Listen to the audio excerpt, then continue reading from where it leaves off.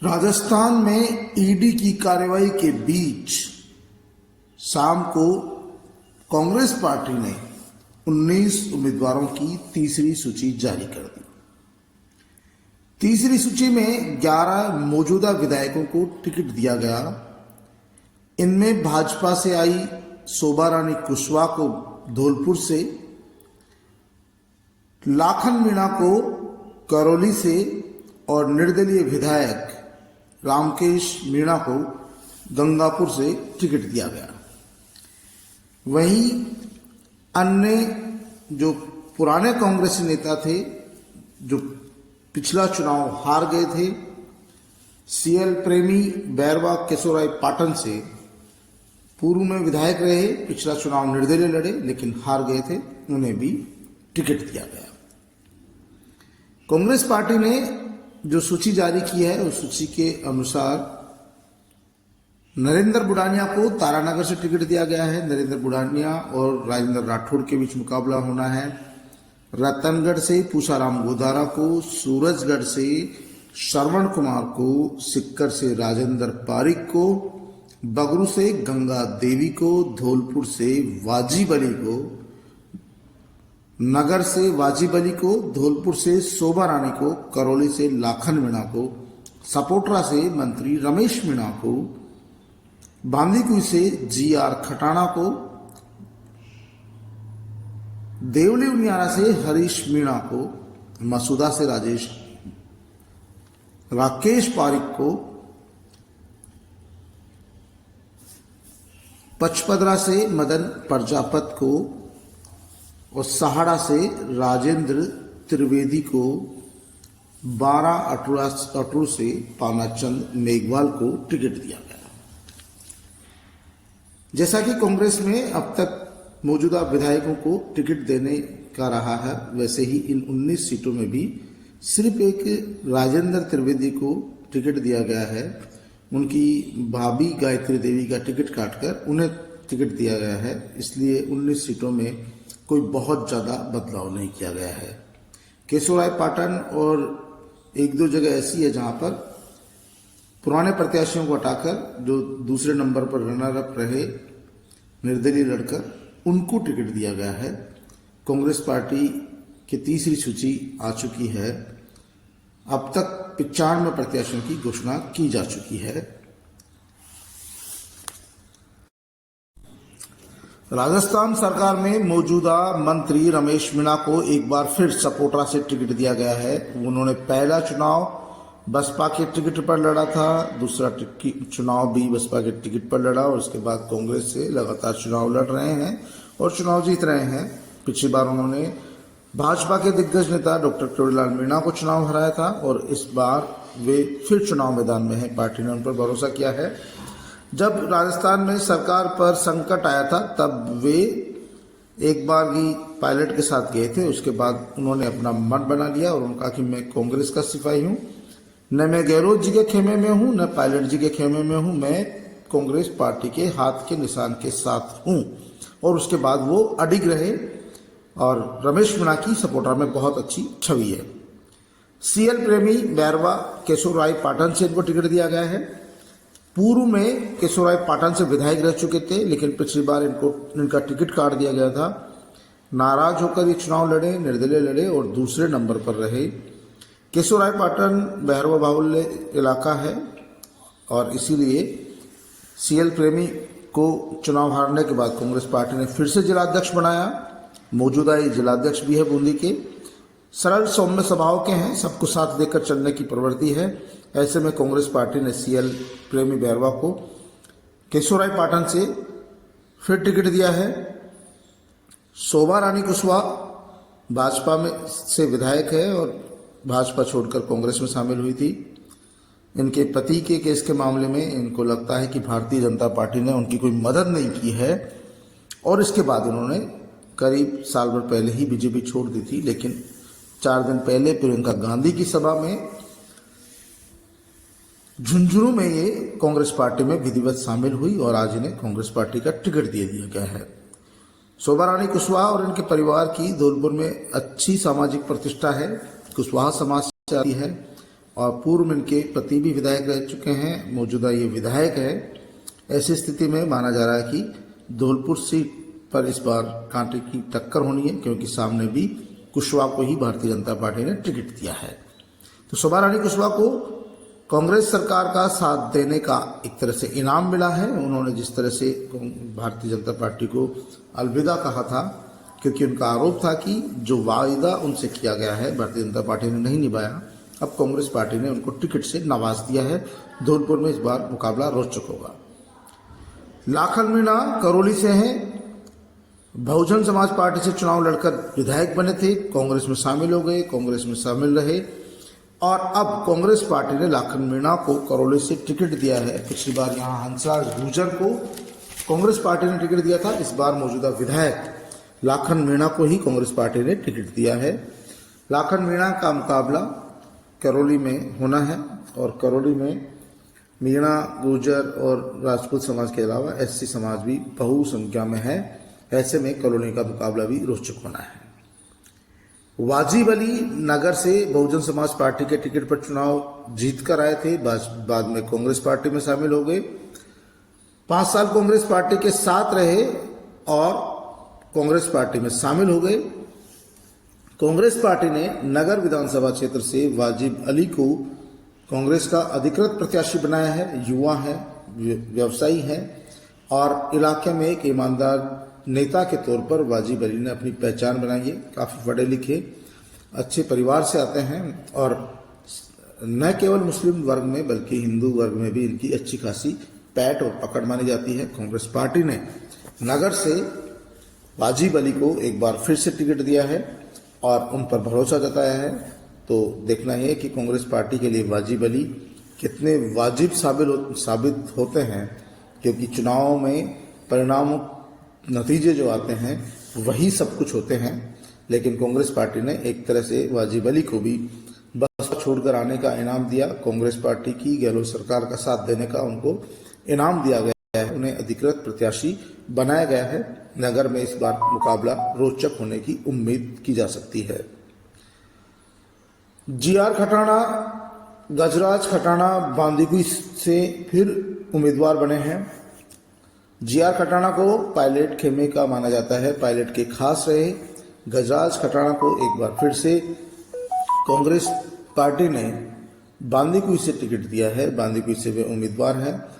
यहां पर उनका मुकाबला भाजपा के भागचंद ताकड़ा से होगा। ताकड़ा पिछला चुनाव बसपा के टिकट पर लड़े थे और बसपा के टिकट पर लड़कर वो तीसरे नंबर पर रहे थे। इस बार भागचंद ताकड़ा को कांग्रेस पार्टी से वो पहले दावेदारी कर रहे थे, बाद में भाजपा में शामिल हुए और भाजपा में शामिल होने के कुछ दिनों बाद ही सबसे पहली लिस्ट में ही भागचंद ताकड़ा का नाम बांदीकुई से आ गया। ऐसे में गजराज खटाना और भागचंद ताकड़ा के बीच सीधा मुकाबला होना तय है।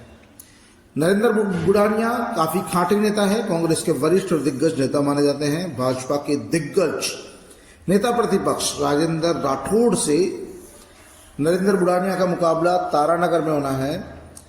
जाट बाहुल्य सीट है तारानगर। पूर्व में भी विधायक रह चुके हैं, सांसद रह चुके हैं और सामने भी भाजपा के सबसे कदावर नेताओं में से एक राजेंद्र राठौड़, जो बोलने में भी माहिर है और बहुत ही खांटी नेता है, दिग्गज है, बहुत वरिष्ठ है और किसी भी तरीके से नरेंद्र बुढ़ानिया से कमजोर नहीं है। हर बात में, हर काम में माहिर माने जाने वाले राजेंद्र राठौड़ से नरेंद्र बुढ़ानिया का मुकाबला होना है और नरेंद्र बुढ़ानिया और राजेंद्र राठौड़ के बीच इस बार मुकाबला रोचक होगा, ये देखने लायक रहेगा।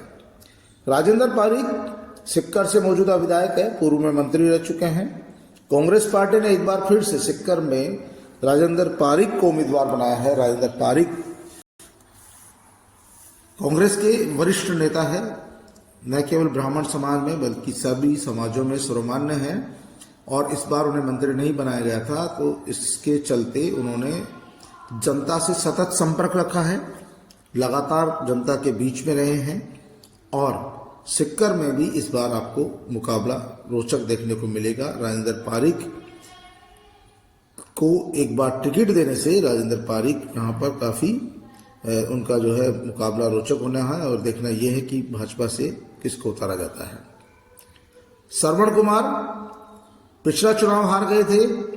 सूरजगढ़ से कांग्रेस पार्टी ने एक बार फिर से उनको टिकट दिया है।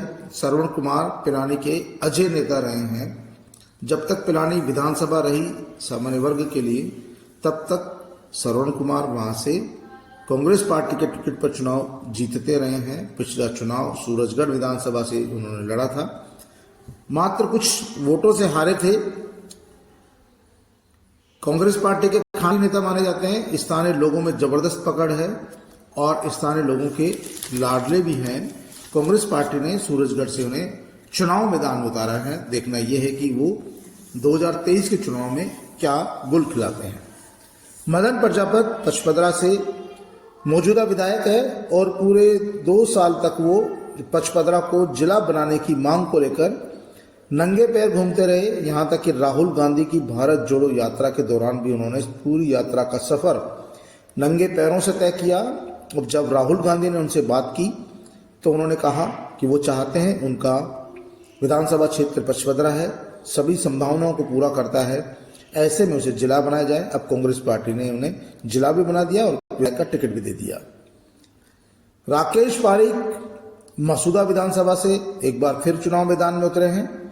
राकेश पारिक को मुख्यमंत्री अशोक गहलोत का धुर विरोधी माना जाता है। वो सचिन पायलट खेमे से आते हैं और राकेश पारिक को एक बार फिर से कांग्रेस पार्टी ने मसूदा से टिकट दिया है। राकेश पारिक मसूदा के रहने वाले हैं। पिछला चुनाव उन्होंने जीता था और कांग्रेस पार्टी के एक बागी उम्मीदवार थे, उनको ही चुनाव हराया था। ऐसे में इस बार राकेश पारिक की मसूदा में कड़ी परीक्षा है और जोरदार टक्कर रहने वाली है। राकेश पारिक कांग्रेस पार्टी के सेवा दल के प्रदेश अध्यक्ष भी रह चुके हैं। खास बात है कि वो अशोक गहलोत को गाय बगाए कोसने में पीछे नहीं रहते हैं और उनकी पहचान सचिन पायलट समर्थक के तौर पर मानी जाती है। मसूदा में रामकेश मीणा पहला चुनाव बसपा के टिकट पर जीत कर आए थे और पिछला चुनाव निर्दलीय जीतकर वो विधायक बने। कांग्रेस पार्टी को समर्थन दिया। मुख्यमंत्री अशोक गहलोत के खास माने जाते हैं। मुख्यमंत्री अशोक गहलोत ने उन्हें अपना सलाहकार भी नियुक्त किया। पूर्व में मंत्री भी रह चुके हैं। रामकेश मीणा की गंगापुर को जिला बनाने में बड़ी भूमिका है। ऐसे में उनको पार्टी ने फिर से टिकट दिया है। रामकेश मीणा का मुकाबला यहां से भारतीय जनता पार्टी के मानसिंह गुर्जर से होना है। मानसिंह गुर्जर और रामकेश मीणा पिछला चुनाव आमने सामने लड़ चुके हैं। ऐसी स्थिति में दोनों के बीच मुकाबला फिर रोचक होगा। देखना यह है कि इस बार लॉटरी किसकी खुलती है। फिलहाल तो रामकेश मीणा और मानसिंह गुर्जर के बीच मुकाबला रोचक होने की उम्मीद है। बगरू से एक बार मौजूदा विधायक गंगा देवी वर्मा पर फिर से कांग्रेस पार्टी ने भरोसा जताया है। यहां से कांग्रेस पार्टी के टिकट पर करीब 70 से 80 अनुसूचित जाति वर्ग की अलग अलग जातियों के उम्मीदवार दावेदारी कर रहे थे, लेकिन कांग्रेस पार्टी ने 2 बार की विधायक रह चुकी गंगा देवी रेगर को टिकट दिया है। गंगा देवी सरल सौम्य स्वभाव की है और सबको साथ लेकर चलने की उनकी प्रवृत्ति है। 2 बार पार्टी ने टिकट दिया, दोनों बार चुनाव जीती। एक बार उनका टिकट काटकर उनके देवर को टिकट दिया गया और वो चुनाव कांग्रेस पार्टी हार गई थी। इस बार भी बहुत सारे लोग टिकट की कतार में थे, लेकिन कांग्रेस पार्टी ने बगरू से गंगा देवी पर भरोसा किया और एक बार फिर से गंगा देवी और कैलाश वर्मा के बीच मुकाबला होना है। कैलाश वर्मा को पिछला चुनाव गंगा देवी ने हराया था, उससे पहले भी उन्होंने दूसरे प्रत्याशी को हराया था। इस बार गंगा देवी और युवा प्रत्याशी कैलाश वर्मा के बीच मुकाबला होना है बगरू से। हरीश मीणा देवली उनियारा के मौजूदा विधायक है और कांग्रेस पार्टी ने देवली उनियारा से हरीश मीणा को टिकट दिया है। हरीश मीणा को यहां से फिर उम्मीदवार बनाया गया है। हरीश मीणा पूर्व में सांसद रह चुके हैं दौसा के भाजपा के टिकट पर और पिछली बार उन्होंने कांग्रेस के टिकट पर देवली उनियारा से विधायक का चुनाव लड़ा और चुनाव जीतकर विधायक बने। वे सचिन पायलट के खासे समर्थक माने जाते हैं। पूर्व में डीजीपी रह चुके हैं और देवली उनियारा के लोगों के लिए वो नए नहीं हैं। वहां पर रहकर लगातार 5 साल में उन्होंने वहां के स्थानीय लोगों के लिए संघर्ष किया है।